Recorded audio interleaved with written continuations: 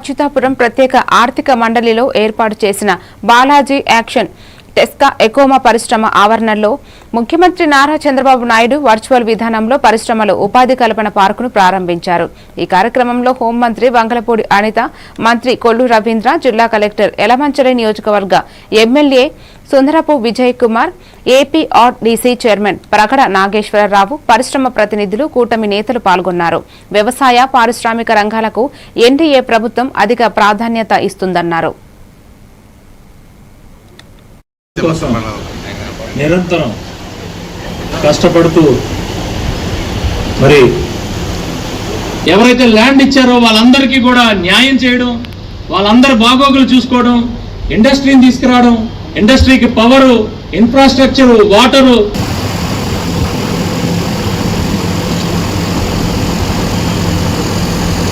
largest manufacturer of particle board and MDF.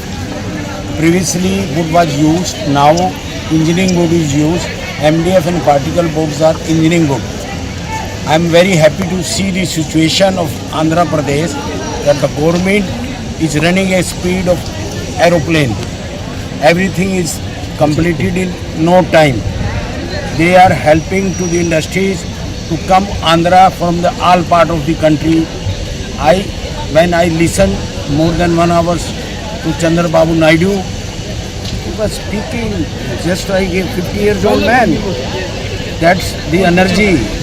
That energy will take it to the state and to the country at the highest level. I salute Andhra. ప్రారంభోత్సవ కార్యక్రమాన్ని గౌరవ ముఖ్యమంత్రి చంద్రబాబు నాయుడు గారి చేతుల మీదుగా కనిగిరి నుంచి తీసుకోవడం చాలా శుభపరిణామం.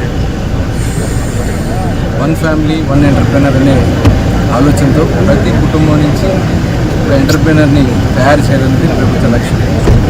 దానిలో భాగంగా ఈరోజు దగ్గర 50 ఎంఎస్ఎంఈని పార్క్స్ని ప్రారంభించుకోవడం, అలాగే రాష్ట్ర వ్యాప్తంగా కూడా అనేక పరిశ్రమలకి ఈరోజు భూమి కానీ ప్రారంభోత్సవ కార్యక్రమాలు తీసుకోవడం జరిగింది. ఇది దగ్గర 20,000 మంది పైన ఎంప్లాయ్మెంట్కి ఈరోజు జరిగినటువంటి